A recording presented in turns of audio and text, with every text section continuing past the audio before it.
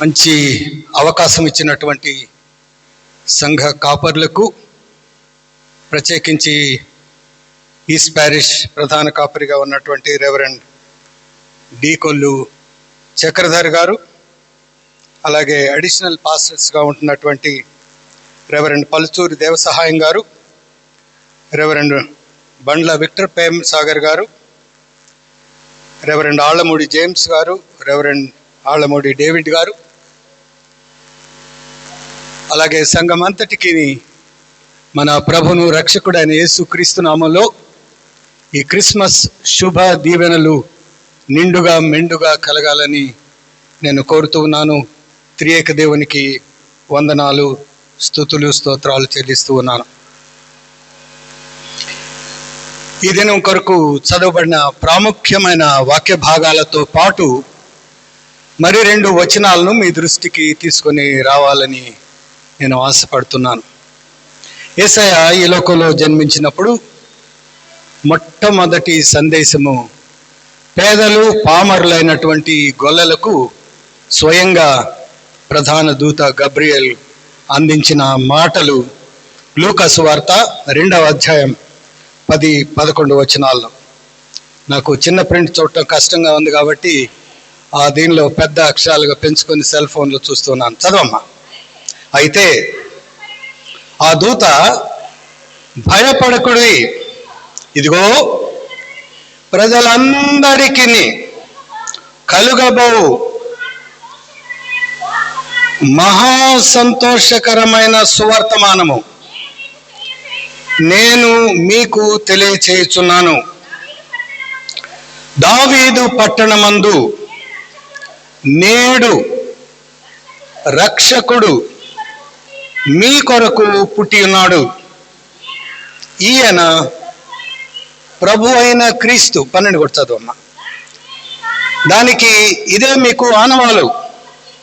ఒక శిశువు పొత్తిగుడ్డలతో చుట్టబడి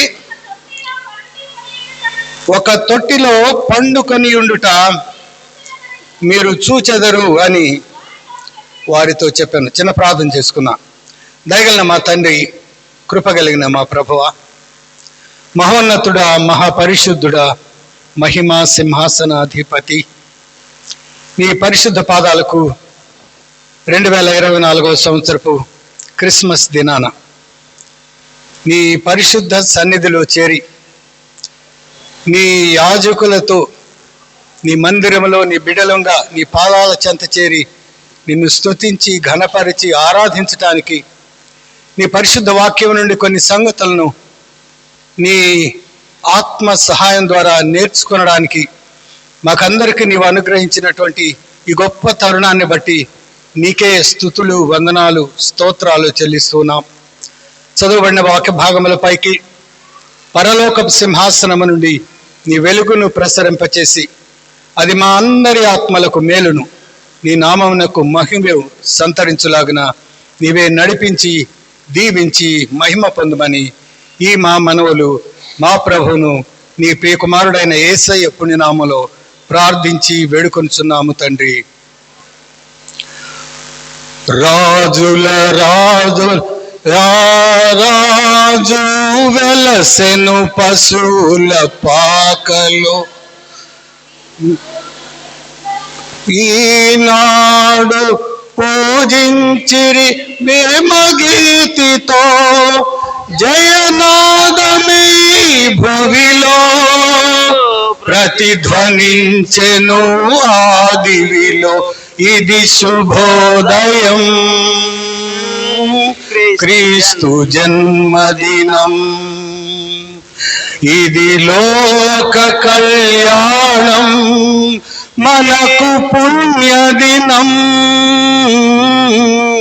మనకు పుణ్యదినం, ఇది శుభోదయం, క్రీస్తు జన్మదినం. ప్రియమైనటువంటి దేవుని సంగమా, క్రిస్మస్ అనేటువంటి పదం నిజానికి రెండు పదాల కలయిక. ఈ రెండు పదాలు కూడా తెలుగు కాదు, ఇంగ్లీష్ కాదు. ఇది లాటిన్ భాష నుండి లేక గ్రీకు భాష నుండి తీసుకొని వచ్చి అది ఇంగ్లీష్గా మార్చి అది తెలుగులోకి వచ్చింది. క్రిస్టోస్ అంటే క్రీస్తు. మాస్ అనేటువంటి మాట చాలాసార్లు మనం వింటాం. అయితే ఫిజిక్స్ పరంగా చూస్తే ద్రవ్యరాశిది, సైన్స్ మాట, అది కాదు ఈ మాస్. లేకపోతే బాగా నాగరికత కలిగిన వారిని క్లాస్ అని, అంత నాగరికత లేకుండా మొరటగా ఉంటే వారిని మాస్ అని ఇంగ్లీష్ పదం ఒకటి ఉంది. ఆ మాస్ కూడా కాదు ఈ మాస్. ఇది లాటిన్ భాషలోని ఆరాధన అనే భావం వచ్చేటువంటిది. ఇప్పటికి కూడా మీరు క్యాథలిక్ సంఘంలో విశ్వాసులు చర్చికి వెళ్తుంటే ఎక్కడికి వెళ్తున్నారంటే ఏమని చెప్తారంటే మాస్కు వెళ్తున్నాం. ఈ మాస్ అనేటువంటిది ఆరాధన అని అర్థం కలిగినట్లు లాటిన్ పదం. అయితే ఈ రెండు పదాలు క్రిస్టోస్ లేక ఇంగ్లీష్ క్రైస్ట్, మాస్ అనే రెండు కలిపినప్పుడు టీ అనేది శబ్దం పలకం, అది సైలెంట్ అయిపోతుంది. మాస్లో ఉన్నటువంటి ఎస్, రెండవ ఎస్ కూడా స్పెల్లింగ్లో అది తొలగించబడింది. ఈ రకంగా మనకు క్రిస్మస్ అనేటువంటి మాట వచ్చింది. దీన్ని క్రీస్తు జయంతి అని పిలుస్తాం, కానీ నిజానికి క్రీస్తు ఆరాధన. క్రీస్తు అంటే అర్థం అభిషేకించబడిన వ్యక్తి అని. పాత నిబంధన రోజుల నుండి ఇప్పటి వరకు కూడా ఏదైనా ఒక ప్రాముఖ్యమైనటువంటి పని నిమిత్తము ఒక ప్రాముఖ్యమైనటువంటి వ్యక్తిని నియమించినప్పుడు, అధికారయుక్తంగా యాజకులు దేవుని సెలవు చొప్పున నియమించబడినప్పుడు వారిని అభిషిక్తులు అని పిలుస్తారు. అభిషేకం చేయబడినటువంటి వారు. గత కాలంలో రాజులు అభిషేకం చేయబడేవారు, ప్రవక్తలు అభిషేకించబడేవారు. అలాగే ఇంకేదైనా ఒక ప్రత్యేక కార్యం నిమిత్తమై మనం అప్పుడప్పుడు చూస్తాం, సంఘ పెద్దలను మనం డీకన్స్ను ఎన్నుకున్నప్పుడు కూడా ఆ డీకన్స్ను పాస్టర్ గారు అభిషేకిస్తారు. అభిషేకము అనేటువంటిది ఒక ప్రత్యేకమైన వ్యక్తి, ఒక ప్రత్యేకమైనటువంటి పని నిమిత్తమై ఏర్పాటు చేయబడటం. యేసయ్యకు ఈ పేరు కూడా ఉంది. నిజానికి యేసు అనే పేరు, ఇమ్మానుయేలు అనే పేరు, ఈ రెండు మత్తయి సువార్త 1వ అధ్యాయం 21, 22, 23 వచనాల్లో యోసేపుకు తెలియపరచడం, అలాగే లూకా సువార్త 1వ అధ్యాయంలో మరియకు, తల్లి అయినటువంటి మరియకు దేవదూత ద్వారా తెలియబడినటువంటి మాటలు. అయితే ఆ రెండు సార్లు కూడా యేసయ్య పుట్టక ముందు ప్రవచన రూపంగా దేవదూత తెలియచేశాడు. అయితే యేసయ్య పుట్టిన క్షణాన, ఆ రాత్రి వేళ వెంటనే దేవదూత గొల్లలకు తెలియచేసినటువంటి పదాల్లో ఈయన ప్రభు అయిన క్రీస్తు, క్రీస్తు అనేటువంటి మాట మనకు ఇక్కడ కనబడుతుంది. ఏ పని నిమిత్తమై యేసు క్రీస్తుగా ఈ లోకానికి వచ్చాడు అంటే,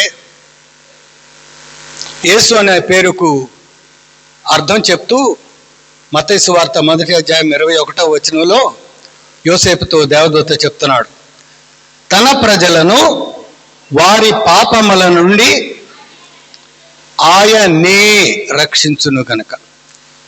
ఆయన రక్షించును కాదు, ఆయనే. ఆ ఏ అనేసరికి ఏత్వంలో ఇంగ్లీష్లో ది అని స్పెసిఫిక్గా ఒక పదాన్ని, ఒక వ్యక్తిని, ఒక సందర్భాన్ని ఉద్దేశించి ది డెఫినెట్ ఆర్టికల్ అంటారు. అది తెలుగులో వచ్చేసరికి ఒక ఏత్వంతోనే సరిపోద్ది.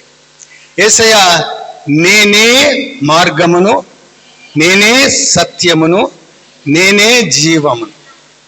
నేనే అని చెప్పాడంటే ఇంకెవరు లేరు అనేటువంటి భావన అక్కడ కనబడుతుంది.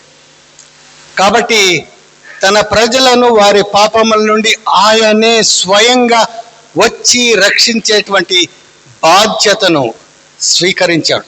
ఆ పని నిమిత్తము ఆయన నియమింపబడ్డాడు అనేటువంటి మాట మనకు తెలుస్తుంది. లూకాసు వార్తలో మనం గొల్లలకు చెప్పబడినటువంటి మాటలు ఒకసారి పరిశీలన చేస్తే, ఇదిగో ప్రజలందరికీ కలుగబోవు. యూదులైనటువంటి గొర్రెల కాపర్లు ఆలయానికి బలి పశువులను సిద్ధం చేసేటువంటి వారు. ఏ లోపము, ఏ అంగవైకల్యము, ఏ వ్యాధి, ఏ విధమైనటువంటి దోషము లేనటువంటి గొర్రె పిల్లలను వారు అక్కడ పెంచుతూ, అటువంటివి ఉంటే వాటిని తీసివేసి సంపూర్ణమైనటువంటి ఆరోగ్యకరమైనటువంటి ఆ గొర్రెలను వారు సిద్ధం చేసేవారు. ఆలయానికి పాత నిబంధన రోజుల్లో బలులు ఉండేవి. యేసయ్య శిలువ బలికి ముందు బలులు ఉండేవి. యేసయ్య శిలువలో మరణించిన తరువాత ఇంకా ఏ బలులతో పని లేదు. 2024 సంవత్సరాల నుండి ఇక క్రైస్తవ్యము ఏ బలిని గురించి మాట్లాడటం, ఏ రక్త బలిని గురించి, జంతువులైనా సరే ఇంకా ఏ విధమైనటువంటి బలుల గురించి మాట్లాడటం లేదు. హెబ్రీ పత్రిక 10వ అధ్యాయం 17వ వచనంలో ఈయన సదాకాలము నిలుచు ఒక్క బలిని ఆయనగా తాను సమర్పించుకున్నాడు అనేటువంటి మాటలు కనబడతాయి. సదాకాలము నిలుచు, ప్రభు రెండవ రాకడలో వచ్చేంత వరకు, ఈ యుగాంతము వరకు, క్రొత్త ఆకాశము క్రొత్త భూమి వచ్చి నూతనమైనటువంటి వ్యక్తులుగా మనం అందులో ప్రవేశించేంత వరకు ఇంకా ఏ రకమైనటువంటి బలులతో పని లేదు. పని లేదు. మెసేజ్ అయిందాక ఎవరు రావద్దు. కాబట్టి సదాకాలము నిలుచు బలిగా ప్రభు అయిన యేసుక్రీస్తు ఈ లోకానికి వచ్చాడు. అక్కడ చెప్పబడినటువంటి మొట్టమొదటి మాట భయపడకుడి. క్రిస్మస్ సందేశంలో ద వెరీ ఫస్ట్ వర్డ్ దేవదూత ప్రజలకు చెప్పినటువంటిది భయపడొద్దు. ముఖ్యంగా మనకు చాలా భయాలు ఉంటాయి మానవులుగా. ఆ భయాలు భవిష్యత్తును గురించి ఉంటుంది, వర్తమానాన్ని గురించి ఉంటుంది, గతాన్ని గురించినటువంటి భయాలు ఉంటాయి. గతంలో మనం చేసినటువంటి తప్పులు,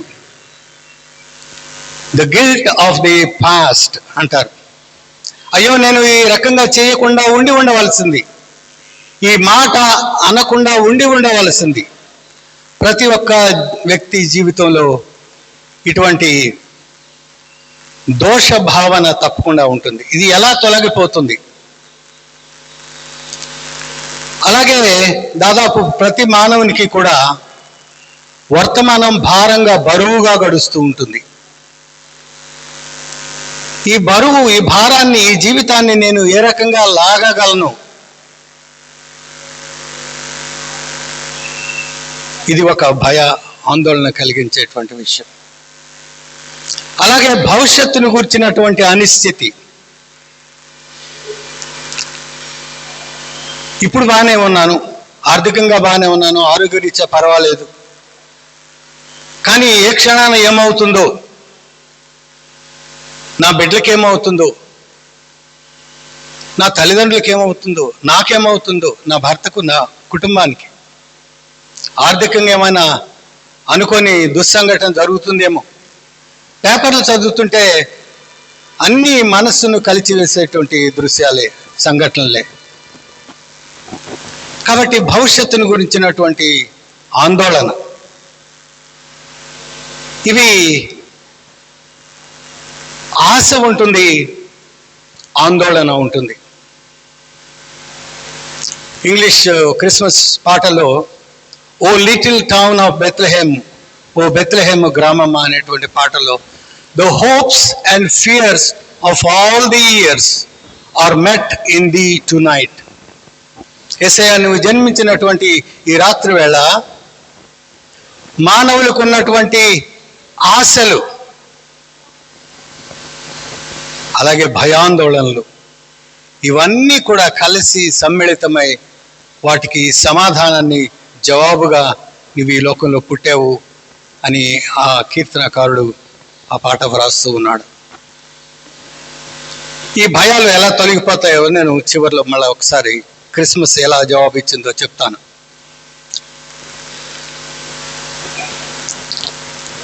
మా నాన్నగారు ఒక లూథరన్ పాస్టర్ గారు, కీర్తిశేషులు రెవరెండ్ కూరాకుల ప్రకాశరావు గారు. మేము చిన్నపిల్లలుగా ఉన్నప్పుడు అమరావతిని ఆనుకొని ధరణికోట అనే ఊరుంది, ఇప్పటికి కూడా ఉంది.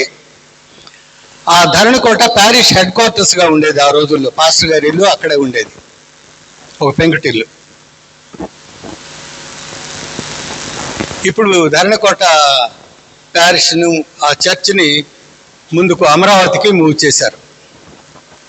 అమరావతిలో మొదటి నుంచి ఉన్నటువంటి చర్చి ఉంది, ధరణికోట ముందుకు జరిపినటువంటి అమరావతి సంఘం కూడా ఉంది. ఆ ధరణికోటలో మేము ఉన్నప్పుడు నా వయసు 9 సంవత్సరాల నుండి ఒక 5 ఏళ్ల పాటు, 14 ఏళ్ల పాటు పాస్టర్ గారు 5 ఏళ్ళు ఒక్కొక్క ఊర్లో పనిచేస్తూ ఉంటారు. మా నాన్న ఆ ఇంటి తలుపులకు వెనక వైపు, మెయిన్ డోర్కి చెక్కలకు వెనక వైపున, ఆ రోజుల్లో ముందు కొంచెం చిత్రిక బట్టి పాలిష్ ఉండేది తలుపు, వెనక పక్క రఫ్గానే ఉండేది.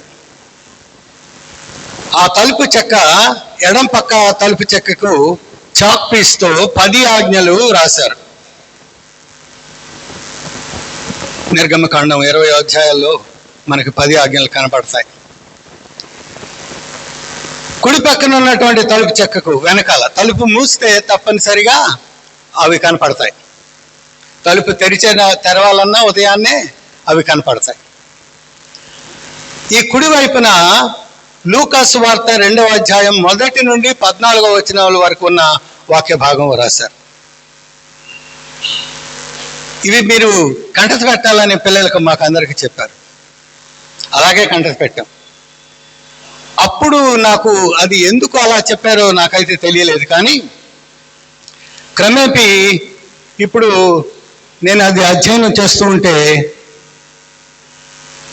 అది 2 విషయాలను మనకు జ్ఞాపకం చేస్తుంది. 10 ఆజ్ఞలు, ధర్మశాస్త్రం అనేటువంటి మాట వింటాం. ఈ ధర్మశాస్త్రం అనేటువంటి మాట పాత నిబంధన గ్రంథానికి మొత్తంగాను, కొన్నిసార్లు మోషే రాసినటువంటి మొదటి 5 పుస్తకాలు, 5 కాండాలు, దాన్ని తోరా అని పిలుస్తారు యూదులు, దానికి సంకేతంగాను, కొన్నిసార్లు ఇంకా దాన్ని క్లుప్తీకరించి 10 ఆజ్ఞలను కూడా ధర్మశాస్త్రం అని బైబిల్ గ్రంథంలోనే ఉంది.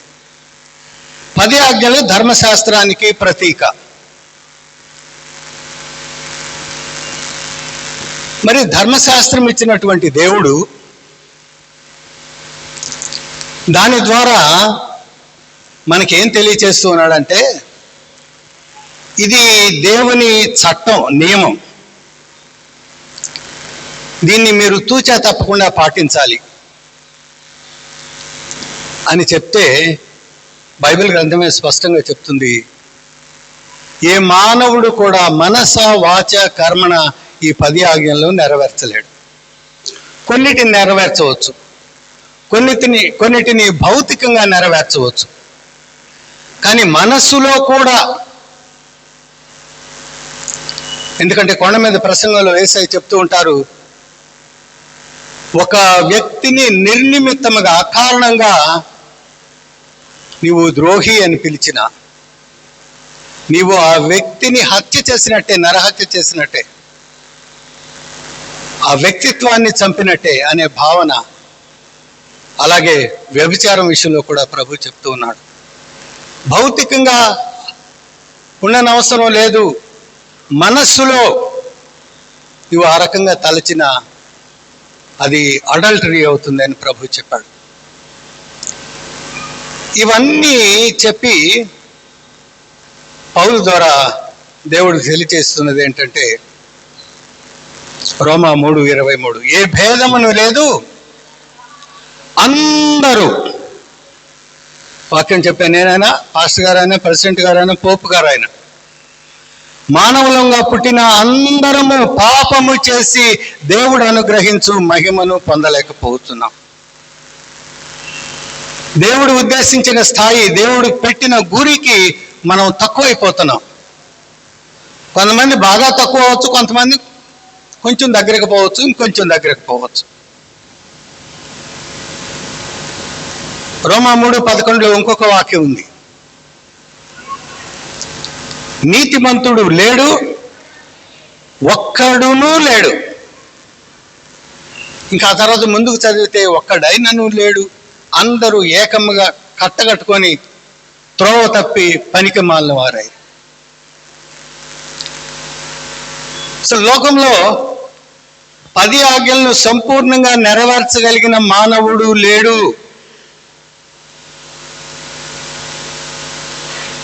మరి 10 ఆజ్ఞలు ఎందుకు? అది నెరవేర్చలేనప్పుడు ఎందుకు ఇవ్వాలి దేవుడు?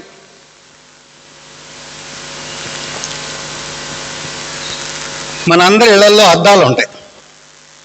ఉదయం లేవగానే తప్పనిసరిగా మనం అద్దం చూసుకుంటాం. ఎందుకంటే మన ముఖం ఎలా ఉందో, పెద్ద అద్దం అయితే మన శరీరం ఎలా ఉందో మనం తెలుసుకుంటాం. పడుకున్నప్పుడు చెమట పోయటం, ఇంకా రకరకాల మలినాలు మన శరీరం విడిచినటువంటి రేణువులే ఉంటాయి. ఈ అద్దం చూస్తే మనకి తెలుస్తుంది మనం శుభ్రంగా ఉన్నామో లేదు. అద్దము మన శుభ్రతను తెలియపరిచేదే కానీ అది శుభ్రపరచదు. 10 ఆజ్ఞలు కూడా అలాగే మనలో ఉన్న పాపాన్ని కేవలం భౌతికంగా మాత్రమే కాదు, మానసికంగా, మనస వాచ కర్మణ అంటారు, మాటల్లో, చేతల్లో, క్రియల్లో కూడా పాపము చేయకుండా ఉన్న మానవుడు లేడు అని మనకు మనమే తెలుసుకోవడానికి. ఇంకొక మనిషి చెప్తే మనం వినం, ఏ మానవుడు వినడు. ఇదిగో నువ్వు పాపివయ్యా అంటే, నువ్వు నాకన్నా 4.5 రెట్లు పాపివి, నీ సంగతి నువ్వు చూసుకో అని చెప్తారు ఎవరైనా. అందుకని దేవుడు ఈ బాధ్యతను ఏ మానవుడికి అప్పగించలా, ఏ పాస్టర్ గారికి, ఏ సువార్థికుడికి అప్పగించలా. ఆ బాధ్యతను దేవుడే తీసుకున్నాడు తన ఆత్మ ద్వారా, తన వాక్యం ద్వారా. ఈ 10 ఆజ్ఞలు వ్రాయబడినటువంటి వాక్యం మనతో మాట్లాడుతుంది. ఈ వాక్యము చదువుతూ ఉండగా పరిశుద్ధాత్ముడు మనతో మాట్లాడతాడు. లేకపోతే మనం ఏమనుకుంటామంటే, నేను మంచివాడినే, మంచిదాన్నే, చక్కగా బైబిల్ చదువుకుంటాను, ప్రార్థన చేసుకుంటాను, ఆలయానికి వెళ్తాను, అర్పణలు ఇస్తాను, దీస్ ఆర్ ఆల్ గుడ్. కానీ ఇవి రక్షణ తెచ్చిపెట్టవు. రక్షించబడిన తర్వాత ఇవన్నీ చేస్తే మంచిదే, కానీ ఇవన్నీ చేస్తే దేవుడు తన సన్నిధికి నన్ను తీసుకుంటాడు అని అనుకుంటే అది చాలా పొరపాటే. క్రియల ద్వారా రక్షణ రాదు, యేసయ్య రక్తము ద్వారానే వస్తుంది. కాబట్టి మానవులందరూ పాపంలో పడిపోయారు. అసలు పాపం అంటే ఏంటి? యోహాను మొదటి పత్రిక 3వ అధ్యాయం 4వ వచనంలో ఆజ్ఞాతిక్రమమే. దేవుడు ఇచ్చినటువంటి ఆజ్ఞను అతిక్రమిస్తే, మీరితే, హద్దు మీరితే అది పాపం.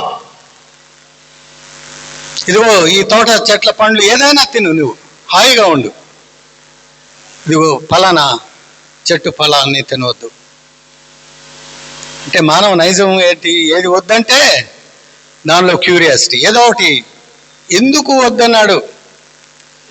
చెప్పింది దేవుడు, మానవుడైతే ఆయనకు తెలిసి చెప్పాడో తెలియక చెప్పాడో, దానివల్ల ఏమైనా లాభం ఉందేమో అనుకోవచ్చు.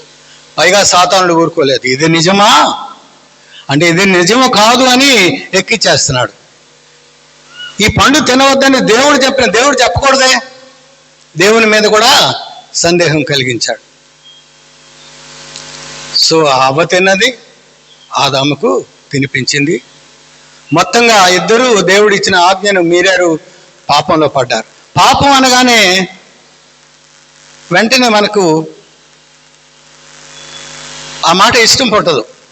ముఖ్యంగా మన జీవితంలో మనల్ని ఎవరైనా పాపి అంటే మనం ఒప్పుకోం. ఎందుకంటే సాధ్యమైనంత మంచిగా జీవించాలని ప్రతి వ్యక్తి కోరుకుంటాడు. కానీ ఈ మనం కోరుకున్నటువంటి, మనం చేసేటువంటి నీతి క్రియలు దేవుని దృష్టికి సరిపోవు. మన నీతి క్రియలు మురికి బట్టల వంటివి అని యెషయా భక్తుడు వ్రాస్తున్నాడు తన ప్రవచన గ్రంథంలో. దేవుని నీతి కింద ఇవి సరిపోవు. మానవ జాతి పాపంలో పడిపోయింది. బైబిల్ 2 మాటలు వాడతాయి, పాపము ఏకవచనము, పాపములు బహువచనాలు. పాపము అంటే మనకు సంక్రమించినది, మానవ జాతికి ఆదాము హవ్వల దగ్గర నుండి ఆజ్ఞ మీరుట వలన సంక్రమించినటువంటిది పాపము. మనం వ్యక్తులుగా స్వయంగా చేస్తున్నటువంటివి పాపములు. సో మానవ జాతి పాపంలో పడిపోయింది కదా. ఈ పాపం నుండి పవిత్రులు ఎలా చేయాలి? దేవుడు పరిశుద్ధుడు, దేవుడు ప్రేమ కలిగిన వాడు. పతనమైనటువంటి మానవుణ్ణి అలా విడిచిపెట్టడానికి ఆయన ప్రేమ ఒప్పుకోవటం లేదు. కానీ పాపంతోనే ఉన్న మానవుని దగ్గర తీసుకోవడానికి ఆయనలో ఉన్నటువంటి పరిశుద్ధత ఒప్పుకోవటం లేదు. పరిశుద్ధత ఏమంటుందంటే ఆయన మానవుని పాపానికి శిక్ష పడవలసిందే. పాపం చేసిన వాడు శిక్ష అనుభవించాలి. ప్రేమ ఏమంటుందంటే దగ్గర తీసుకోమంటుంది. ఈ 2. ఇంకొక మాట చెప్పాలంటే ఈరోజు మనం సువార్త పాఠంలో యోహాను సువార్త 1వ అధ్యాయం 14వ వచనంలో ఆ వాక్యము శరీరధారి అయి కృపా సత్య సంపూర్ణుడిగా మన మధ్య నివసించను. కృప ఏమంటే ప్రేమించమంటుంది. తప్పు చేశాడు కానీ నీవు సృష్టించినటువంటి మానవుడే కదా అంటుంది కృప. సత్యం ఏమంటుందంటే నీ యొక్క నీతి, నీ పరిశుద్ధత, అలా మానవులు తప్పు చేసిన బిడ్డను పర్వాలేని ఆయన అంటానికి అన్నట్టు నీవు అంటానికి వీల్లేదు. నీ పరిశుద్ధతకు లోపం రాకుండా ఆ మానవుని నీవు కృప చూపించు. పాపి అయిన మానవ జాతి పాపం పోవాలంటే పాపము లేని మానవుడే తన పరిశుద్ధ రక్తాన్ని చిందించాలి. ఇది పాత నిబంధన నుండి ఇప్పటి వరకు మనకు దేవుడు నేర్పుతున్నటువంటి సత్యం. పాత నిబంధన రోజుల్లో జంతు బలులు ఉన్నాయి. ఆ జంతు బలులు కేవలం తాత్కాలికంగా పాపాన్ని కప్పేవే. సంవత్సరం వెంబడి సంవత్సరం, ప్రతి సంవత్సరం వారు బలులను తీసుకొని రావాలి. అవి శాశ్వతంగా పాపాలను తొలగించేవి కావు. అయితే ఎందుకంటే వాటి స్థాయి తక్కువ, మానవుని స్థాయి కన్నా తక్కువ. దేవదూతలు మానవ స్థాయి కన్నా హెచ్చుగా ఉన్నారు కానీ వారు ఆత్మజీవులు, వారికి రక్తం ఉండదు, శరీరం ఉండదు. కాబట్టి పాపి అయిన మానవుని పాపం పరిహారం కావాలంటే పాపము లేని మానవుడే కావాలి. ఆయన ఏ పాపం లేని పరిశుద్ధుడై ఉండాలి. పాపం లేకుండా జన్మించాలి, పాపం లేకుండా జీవించాలి. ఇది సాధ్యం కాదా? అటువంటి మానవులు ఎవరిని దైవవాక్యం చెప్తుంది. అందుకే క్రిస్మస్లో దేవుడు మానవుడిగా జన్మించాడు. 10 ఆజ్ఞలను మన తరపున నెరవేర్చడానికి యేసయ్యగా మహాద్భుతమైనటువంటి దైవవాక్య భాగం లూకాసు వార్త 1వ అధ్యాయం మొదటి 14 వచనాలు. అక్కడ స్వయంగా సువార్త అందించబడింది. భయపడకుడి, మీ భయాలు, ఆందోళనలు వీటన్నిటిని తొలగించడానికి. దావీదు పట్టణమందు ఎక్కడ పుడతాడో ప్రవచనాలు చాలా స్పష్టంగా చెప్పింది. సమూయేలు మొదటి గ్రంథం 17వ అధ్యాయం 12వ వచనంలో దావీదు యొక్క సొంత ఊరు బెత్లెహేము అని వ్రాయబడింది. యేసయ్య జన్మాన్ని గురించి బైబిల్లో 300కు పైగా ప్రవచనాలు ఉన్నాయి. అవన్నీ కూడా అక్షరాల ప్రభు జీవితంలో నెరవేరినాయి. కొంతమంది 700 సంవత్సరాలకు పూర్వమే యెషయా లాంటి భక్తులు రాశారు. యెషయా సమకాలీనుడైనటువంటి మీకా యేసయ్య బెత్లెహేములో పుడతాడు. ఆ బెత్లెహేము కూడా ఎఫ్రాతా జిల్లాలో ఉన్నటువంటి బెత్లెహేము, యూదయలో ఉన్నటువంటి బెత్లెహేము. యెహోషువ గ్రంథంలో 17వ అధ్యాయం 19వ వచనంలో జెబూలూను ప్రాంతంలో గలిలయలో ఉన్నటువంటి మరి ఒక బెత్లెహేము ఉంది. ఆ బెత్లెహేములో కాదు, ఇక్కడే కన్య గర్భాన పుడతాడు, బెత్లెహేము నగరంలో పుడతాడు. ఇట్లా వేరు వేరు ప్రవచనాలు ఉన్నాయి. ఒక వ్యక్తి జీవితంలో ఇన్ని వందల వేల సంవత్సరాల క్రితం చెప్పబడిన ప్రవచనాలు అక్షరాల నెరవేరాలంటే ఒక గణిత శాస్త్రజ్ఞుడు లెక్క వేశాడట. కేవలం 60 నెరవేరాలన్నా 1 తర్వాత 157 సున్నాలు పెడితే ఎంత దుర్లభమో అంత కష్టం 60 నెరవేరాలంటే. కానీ యేసయ్య జన్మ విషయంలో 300కు పైగా ప్రవచనాలు ఉన్నాయి. ఇవన్నీ అక్షరాల నెరవేరినాయి. భయపడకుడి, ఇదిగో ప్రజలందరికీ కొన్ని మంచి వార్తలు, సువార్త అంటే మంచి వార్త, కొన్ని మంచి వార్తలు మన ఇంటి వారికి, కొంతమంది వ్యక్తులకు మాత్రమే, లేకపోతే వారి బంధుకోటికి, లేకపోతే ఆ జిల్లా వారికి, ఆ దేశం వారికి, ఇలా ఉండొచ్చు. ప్రజలందరికీ, అన్ని దేశాల్లో ఉన్న, అన్ని శతాబ్దాల్లో ఉన్నటువంటి మానవులందరికీ కలుగబోవు మామూలు సంతోషం కాదు, మహా సంతోషకరమైన సువర్తమానం నేడు మీకు తెలియచేస్తున్నాను. అందరికీ, అన్ని శతాబ్దాల్లో ఉన్నటువంటి వారికి ఎలా సంతోషం? ఏది సంతోషం అంటే పాపక్షమాపణ. పాపక్షమాపణను ఇవ్వగలిగింది రక్షకుడు జన్మించాడు. దావీదు పట్టణమందు, చెప్పకే అక్కడ బెత్లెహేం, ప్రవచనాలను మనం చదువుకోవడానికి వీలుగా ఆ రకంగా దేవుడు తెలియచేశాడు. దావీదు పట్టణమందు నేడు యేసయ్య పుట్టిన రోజు ఒకటి ఉంది. ఇదేదో పుక్కిటి పురాణం కాదు. వెనకటి రోజుల్లో మనం అమ్మమ్మల తాతయ్యలు బిడ్డలకు కథ చెప్తా ఉంటాం. అనగనగా ఒక దేశంలో ఒక రాజుగారికి 7 కొడుకులు 7 చేపలు. అనగనగా ఒక కాదు ఇది. లూకాసు వార్త మీరు గమనిస్తే ఆ దినములలో, ఏ దినములని మనం అడగకముందే ప్రజా సంఖ్య వ్రాయవాలని కైసరు ఔగుస్తు వలన ఆజ్ఞ ఆయన. ఇది బైబిల్లోనే కాదు, చరిత్రలో ఉంది. Historic books. The first census, Roman census. వాళ్ళు ఎందుకు తీసుకున్నారు? సైనికులుగా ఉండటానికి ఎంతమంది మనకు పనికి వస్తారు? 20 ఏళ్ళు మించిన వాళ్ళు, 60 ఏళ్ళ లోపు వాళ్ళు. లేకపోతే ఎంతమంది జనాభా ఉంది, వీళ్ళంతా పన్నులు కడతారా లేదా అని చూసుకుని వాళ్ళు ఒకందుకు కైసరు ఆజ్ఞ ఇచ్చాడు. కానీ యేసయ్య నిజంగా మానవుడిగా ఇక్కడ జన్మించాడని చరిత్ర లిఖితం చేయడానికి దేవుడు దాన్ని అనుమతించాడు. లూకాసు వార్త 2వ అధ్యాయం అద్భుతమైన అధ్యాయం. మొదటి 7 వచనాల్లో 8వ వచనంలో మరలా ఒక ఉంటుంది. ఆ దేశంలో కొందరు కాపర్లు.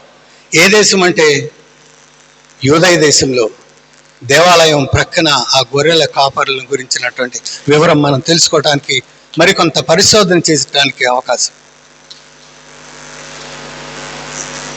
మళ్ళీ ఒక 7 వచనాలు అయిన తర్వాత ఆ దూతలు వెళ్ళిన తరువాత 15వ వచనంలో 21వ వచనంలో ఆ శిశువుకు సున్నతి చేయబడిన క్రిస్మస్ పార్టీ ఇది యేసయ్యకు సున్నతి 8వ తారీఖు, లేక 8వ రోజు అంటే జనవరి 1వ తారీఖు జరుగుతుంది.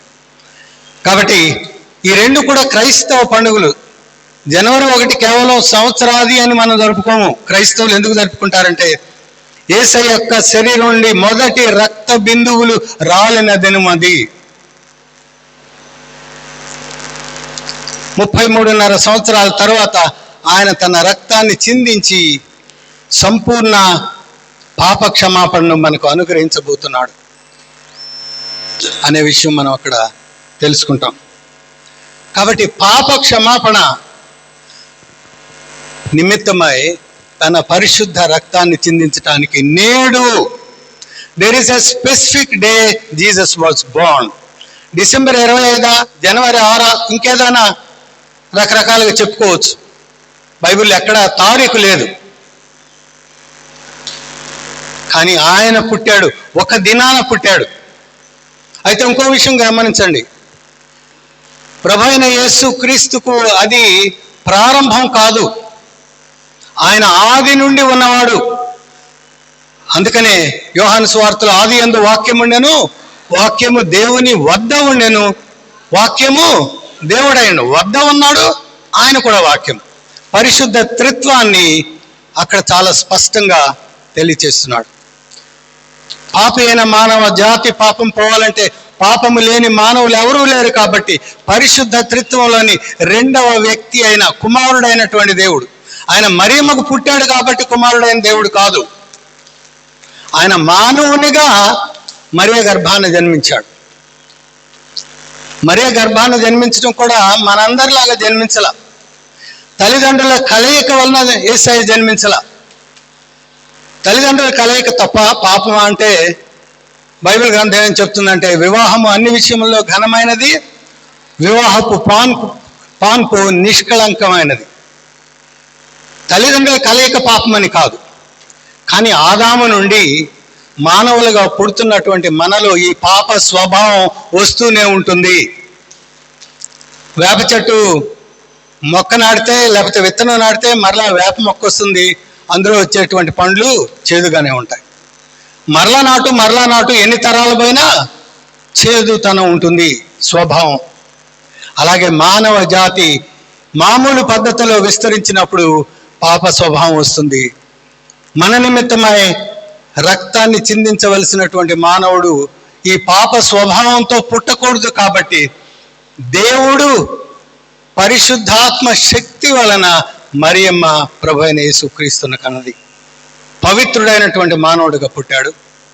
ఆ పుట్టిన ఆయన ఏదో ఒక మానవ వ్యక్తి ఏమో. శిలువ మరణాలు ఆ రోజుల్లో చాలా జరుగుతూ ఉండేవి. కానీ ఈ శిలువ మరణం పొందినటువంటి ఈయన మామూలు వ్యక్తి కాదు, ఆయన స్వయంగా దేవుడు అని ఆయన పునరుద్ధానం నిరూపిస్తుంది. ఆయన పరిశుద్ధుడైనటువంటి మానవుడు, దేవుడు మానవుడిగా వచ్చాడు అని ఆయన జన్మ సూచిస్తూ ఉంటే, ఆయన పునరుద్ధానం ఆయన కేవలం మానవుడు మాత్రమే కాదు, ఆయన పరిశుద్ధుడైనటువంటి దేవుడు అని ఆయన పునరుద్ధానాన్ని సూచిస్తుంది. కాబట్టి మనకు చాలిన రక్షకుడు. మన పాపం పోవాలంటే నా పాపము బాప నరరూపివై నావు, నా శాపము మాప నలిగి వ్రేలాడితివి, నాకు చాలిన దేవుడవు నీవే, నా స్థానములో నీ శిలువకు మనం కొట్టబడాల. నాకు చాలిన దేవుడవు నీవే, నా స్థానములో నీవే. హల్లెలూయా. ఎందుకు దేవుని ఆరాధించాలంటే పాపము వలన వచ్చు జీతము మరణము, నిత్య మరణం. మామూలు భౌతిక మరణం తప్పదు అందరికీ. ఎందుకంటే ఈ మరణం ద్వారానే మనం దేవుని సన్నిధికి చేరుకోగలం. కానీ దేవుని నుండి ఎడబాటు, భౌతిక మరణంలో శరీరం నుండి ఆత్మ ఎడబాటు చెందుతుంది. ఆత్మ మరణంలో ఆత్మ దేవుని నుండి శాశ్వతంగా దూరం అవుతుంది. అలా దూరం అవ్వకుండా మన స్థానంలో యేసయ్య నిలిచి మన పాపానికి మన శాపానికి ఆయన జవాబు ఇచ్చి మనల్ని తన బిడ్డలుగా నిలబెట్టుకుంటూ ఉన్నాడు. పాప క్షమాపణ అనేటువంటిది ఆయన్ను ఆరాధించటానికి, ఆనందించటానికి ఈ క్రిస్మస్ సమయంలో మనకి ఎంతగానో తోడ్పడుతుంది. ఆహా మహానందమే ఈ పరంబులన్ మహావతారుండా మా యేసు జన్మదినం హల్లెలూయా. 207 కన్యాక గర్భ మందు పుట్టగా ధన్యోడవంచు దూతలందరూ. కన్యాక గర్భ మందు పుట్టగా ధన్యోడవంచు దూతలందరూ. మానవుల పేద కొల్లలెందరో అన్యుల తూర్పు జ్ఞానులందరూ నీ నారాధించిరి హల్లెలూయా.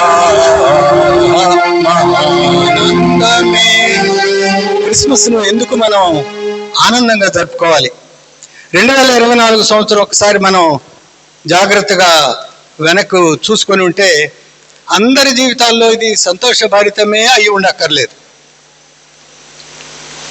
కొందరి జీవితాల్లో ప్రియులైనటువంటి వారు మరణించి ఉండవచ్చు. ఆరోగ్య సమస్యలు, ఆర్థిక సమస్యలు, కుటుంబాల్లో వైషమ్యాలు, అనేకమైనటువంటి కష్టతరమైనటువంటి విషయాలు జరిగి ఉండవచ్చు. అయితే మనం దేనికి ఆనందించాలంటే పాప క్షమాపణ మనం పొందగలం. ఈయన ప్రభు అయిన క్రీస్తు ఈ మాటలు చెప్పింది. ఎవరో కాదు, రక్షకుడు మీ కొరకు జన్మించాడు. క్రిస్మస్ ముందు మరియమ్మ యోసేపులకు యేసు అనే పేరు ఆయన వ్యక్తిగత నామం, ఇమ్మానుయేలు అనే పేరు ఆయన మనకుతో ఉన్నటువంటి సంబంధ సామ్యం. ఆయన ఎక్కడో పరలోకంలో ఉన్న దేవుడు కాదు. ఇమ్మానుయేలు అంటే మనతో మన మధ్య ఉన్న దేవుడు. ఈ 2 పేర్లు అప్పుడు వినపడ్డాయి. కానీ క్రిస్మస్ రోజున దేవదూత స్వయంగా తెలియచేసింది, రక్షకుడు మీ కొరకు పుట్టి ఉన్నాడు. పాప క్షమాపణ మీకు సిద్ధపరచబోతూ ఉన్నాడు. సిలువలో సిద్ధపరిచాడు. బైబిల్ ఏమని చెప్తుందంటే, వాక్యం వింటూ ఉండగా పరిశుద్ధాత్ముడు ఒప్పిస్తూ ఉండగా పాపిని అని ఏ బోధకుడు చెప్పినా ఏ మానవుడు అంగీకరించడు. దేవుని వాక్యం వినిపించబడుతూ ఉన్నప్పుడు, సందేశం లేక నీవు చదువుతున్నప్పుడు పరిశుద్ధాత్ముడు నీ పాపాన్ని గురించి నిన్ను ఒప్పుకొన చేస్తాడు. ఇంకా అక్కడేమి మెసికట్లాడటానికి వీల్లేదు. ఇది నేను అందుకు చేశాను, ఇందుకు చేశాను అని మానవ రీత్యా చాలాసార్లు మనం సర్ది చెప్పుకుంటాం. కానీ పరిశుద్ధాత్ముడు మన మనసులో ఆయన ఒప్పిస్తాడు. ఒప్పించినప్పుడు మనం చేయవలసింది, దేవా నేను పాపిని, నీ రక్తంతో నన్ను కడుగు, నీ బిడ్డగా చేసుకో. దేవుడు లోకముని ఎంతో ప్రేమించిన, బైబిల్ అంతా సూక్ష్మీకరిస్తే ఒకటే ఒక వచనం అవుతుంది. అది యోహాను సువార్త 3:16. దేవుడు లోకమును ఎంతో ప్రేమించను. ప్రేమ ఉంటే ఇవ్వాలి. ఒట్టి ప్రేమ ఉందని చెప్తే సరిపోదు, క్రియారూపం కనపడాలి. కాబట్టి కాగా ఆయన తన అద్వితీయ కుమారునిగా పుట్టిన వాని యందు విశ్వాసముంచు ప్రతివాడు నశింపక నిత్య జీవం పొందినట్లు ఆయనను అనుగ్రహం. కాబట్టి పాప క్షమాపణ పొందాలి, నిత్య జీవం కలగాలి అంటే ఆయన యందు విశ్వాసం ఉంచాలి. ఈరోజు మనం చేయవలసింది ఆయన యందు విశ్వాసం ఉంచడం. ఈ పాప క్షమాపణ ద్వారా మనకున్నటువంటి భయాందోళనలు తొలగిపోతాయి. క్రిస్మస్ అంటే 3 మాటలు జనరల్గా చెప్తారు: లవ్, జాయ్, పీస్. క్రిస్మస్ అంటే ప్రేమ, ఆనందము లేక సంతోషము, సమాధానం. ప్రేమ, సంతోషము, సమాధానం. ఇందాక 3 భయాల గురించి చెప్పాను కదా, అది చెప్పి నేను ముగించేస్తా 5 నిమిషాల్లో. 10 గంటలకు నేను ముగిస్తా. గతాన్ని గురించినటువంటి బాధ, గిల్ట్ ఆఫ్ ది పాస్ట్. ప్రతి మనిషికి ఒక్కసారి గతాన్ని ఆలోచించుకుంటే, నేను ఇంతకుముందు చెప్పినట్టు, అయ్యో నేను ఈ పొరపాటు, ఈ తప్పు, ఈ పాపం ఎందుకు చేశాను, ఇలా చేసి ఉండకపోయి ఉండవలసింది, ఇలా ఉండకుండా ఉండవలసింది, ఇలా ప్రవర్తించకుండా ఉండవలసింది, అది సరిదిద్దుకోవడానికి అవకాశం లేదు, వెళ్ళిపోయింది అది గతం. Guilt of the past. యేసయ్యని నమ్ముకుంటే ఏం జరుగుద్దంటే, ఆయన పాప క్షమాపణనిస్తాడు, నీకు సమాధానం కలుగుతుంది, ఇంకా నీకు ఆందోళన ఉండదు. Yes, I did that. Martin లూథర్ని కలవరపెట్టిందంటే సాతానుడు వచ్చి, ఓ నువ్వేదో చాలా అవి చేశాను ఇవి చేశాను అనుకుంటున్నావు, నువ్వు ఈ తప్పు చేయలేదా, ఫలానా తారీఖు ఈ తప్పు చేయలేదా, ఈ తప్పు చేయలేదంటే ఆయన నవ్వుతూ, అవును చేశాను అంటే సాతానుకు పిచ్చి పడుతుందంట, ఇదేంటి ఇలా ఒప్పుకుంటున్నాడు. అన్నీ చెప్పిన తర్వాత అక్కడ ఉన్నటువంటి ఒక ఎర్రసిర తీసుకొని, ఇవన్నీ క్రీస్తు రక్తంలో కొట్టివేయబడ్డాయి, హల్లెలూయా, దేవునికి స్తోత్రం అన్నాడు. అంత మాత్రమే కాదు, అక్కడ ఉన్నటువంటి ఒక ఇంక్ బాటిల్ తీసి ఆయన ఆ సాతాను మీద విసిరి కొట్టినట్టు ఇప్పటికి కూడా ఆ జర్మనీ దేశంలో మార్టిన్ లూథర్ గదిలో ఆ గోడ మరక చూపిస్తారు. కాబట్టి గతంలో మనం ఏమి చేసినా ప్రభువును రక్షకునిగా అంగీకరిస్తే అవి క్రీస్తు రక్తంలో కొట్టివేయబడతాయి, మనకు సమాధానం వస్తుంది. గిల్ట్ ఆఫ్ ది పాస్ట్, గతాన్ని గురించిన బాధ. వర్తమానాన్ని గురించిన భారము, బర్డన్ ఆఫ్ ది ప్రెజెంట్. సరే, గతం అయిపోయింది, మరి చాలా భారంగా గడుస్తున్న ఈ దినాలు. ఆర్థిక పరంగా అవ్వచ్చు, అనురాగపరంగా కావచ్చు, ఇంకా అనేక రకాల సమస్యలు. సంవత్సరాలు అయితే దొర్లిపోతున్నాయి, కానీ దినాలు మాత్రం గడవటం కష్టంగా ఉంది. ప్రతి మనిషి జీవితంలో అనుభవిస్తాం. వీటికి దేవుడు ఏమంటాడంటే, ప్రభు తన రక్తంతో కడిగి, ప్రయాసపడి భారం మోస్తున్న సమస్తమైన వారలారా నా యొద్దకు రండి, నేను మీకు విశ్రాంతిని ఇస్తాను, నా కాడిని మీ మీద ఎత్తుకొనుడి. కాడికి ఒకవైపున ప్రభు ఉన్నాడు, ఆయన మనం లాగలేని చోట ఆయన లాగుతాడు. మనతో ఉన్న దేవుడు ఇమ్మానుయేలు దేవుడు. సో భారంగా ఉన్నటువంటి వర్తమానానికి ఆయన విశ్రాంతిని ఇస్తాడు, అందువలన మనకు సంతోషం కలుగుతుంది. ఇందాక సమాధానం, ఇప్పుడు సంతోషం లేక ఆనందం.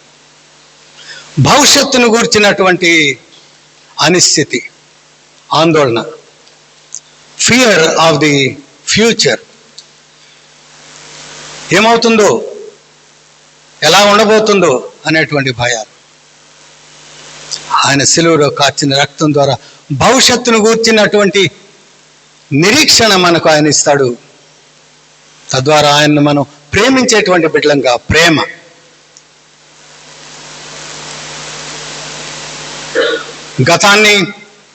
గత దోషాలను ఆయన పాప క్షమాపణలు వాటిని తుడిచివేసి మనకు సమాధానాన్ని ఇస్తాడు.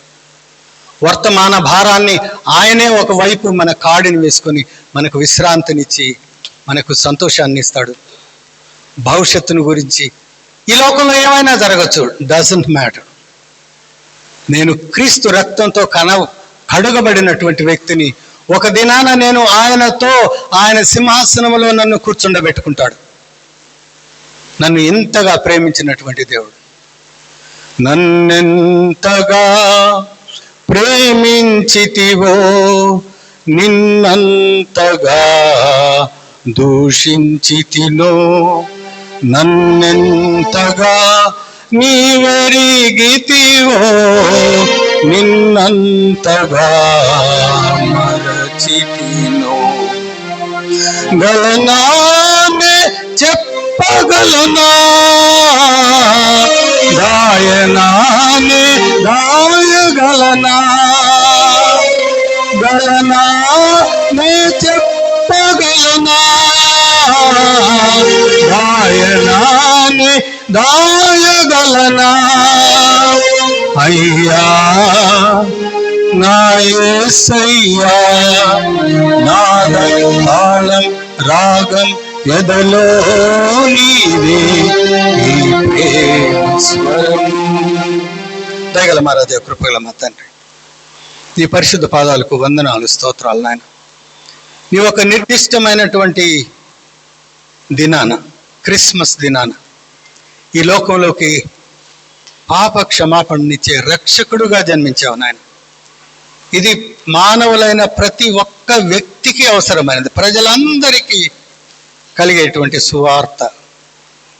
మా తండ్రి, అట్టి సువార్తను మేము వినడానికి 2024 సంవత్సరపు ఈ సుదినాన మాకు నీవు ఇచ్చినటువంటి ఈ తరుణాన్ని బట్టి, నీ పరిశుద్ధ లేఖనాలను బట్టి నీకు వందనాలు నాయన.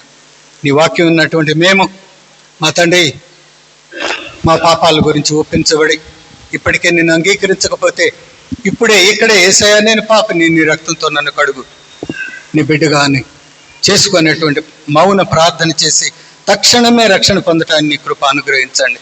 రక్షణ పొందినటువంటి వారు ఈ స్వార్థను ఏదో ఒక రీతిగా తమకున్నటువంటి శక్తి మేరకు స్వయంగా చెప్పి కానీ చెప్పించి కానీ ప్రభా తమ జీవితం ద్వారా కానీ ప్రకటించడానికి నీ కృప దయచేయమని, చేరి వచ్చిన సంఘాన్ని ప్రభా మరి విశ్వవ్యాప్తంగా ఉన్నటువంటి విశ్వాసులందరినీ దీవించమని, ఇంకా నిన్ను నమ్మనటువంటి వారికి మరి యొక్క అవకాశం కలిగించమని యేసయ్య పుణ్యనామములో ప్రార్థించి వేడుకుంటున్నాము తండ్రి. Amen. Thank you. God bless you. Wish you all a merry Christmas and a very very happy and prosperous new year 2025.